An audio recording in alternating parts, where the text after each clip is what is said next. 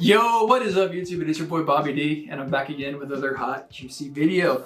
And as always, I'm joined by the legend himself, Steve Cook. Bobby. Thanks for being on my channel as always, Steve. Always a pleasure. You know, Steve's here, we're talking about hair.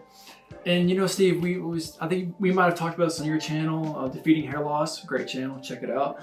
You know, about, you know, a big fan of, you know, losing hair on the crown and trying to, you know, fill that with, you know, hair transplant and whatnot. So just wanted to dig in deeper into that. And, you know, what are your thoughts? Yeah, well, you know, it's funny you asked that, Bobby, because I know from some of the comments and whatnot, people think don't want to put hair in their crown. You know, it's like, well, that's not exactly how I feel. I'm always about return on investment. You know, maybe we'll have some conversations sometimes about some money in the bank or some buying some stock or something, or should you buy a house, should you not buy a house, rent, buy, all that, right?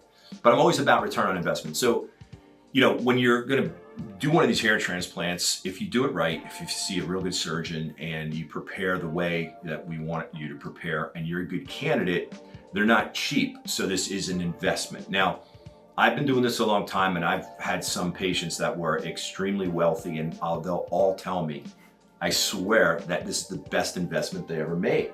Me too. And of course it's like, you know, yeah, you too. And it's like changing their appearance for the better, of course. And I call it life changing. That's why I'm on YouTube all the time. That's why I'm trying to get everybody to force feed them Propecia so that they will not lose their hair. But when it comes to crowns, it's not that I'm negative about it. It's just that the way that the crown is done from a surgical standpoint, completely objective, is harder to do than the hairline.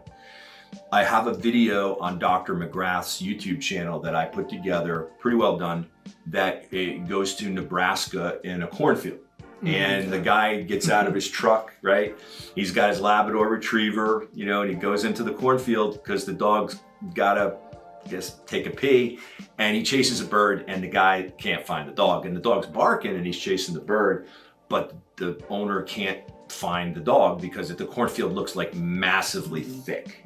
And then if you could fly a drone over or a helicopter, a low flying helicopter, you would be able to see that Labrador literally every single, I mean, you'd be like, oh yeah, like, you know what? The cornfield doesn't look that thick. That's your crown. So when you're investing in a crown, you have to have extremely realistic expectations. Now, there's going to be those examples, I know they're out there, where it looks like the massive cornfield in one procedure, but that's not the normal. I'm always looking out for you. I'm always looking out for the worst case scenario so you're not disappointed. And I understand, and I love to bring this up, Bobby, that you guys hate having that bald spot back there. But I will warn you, and I will leave it at this, that if you're bald and you get your crown done, you're gonna go from a bald crown or a bald person to a thinning crown or having thin hair in your crown. And when you go in the convenience store and see that bright light in that camera, you're gonna wanna throw everything around the convenience store because you just paid $10,000 for a hair transplant and you still look bald. That's my problem with crowns. Does that make sense, Bobby? It makes sense to me, Steve. Yeah, so the final thing I'll say is, it's not like I don't want you to do your crowns. The better investment is in the hairline. Look at Bobby's. Now, he didn't have crown issues, okay, thankfully, and he's on the medication. He never will, hopefully, but the hairline is an amazing, life-changing result. Well, I want that for all of you. So yes, we do need to do the crowns from time to time, but we have to build proper expectations. Awesome. Makes sense to me, Steve. Appreciate you helping out, giving out great info as always.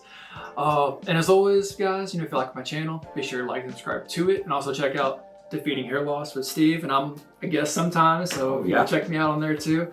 I'll put up that link in the description box below so you can check him out as well, and we'll see you next time.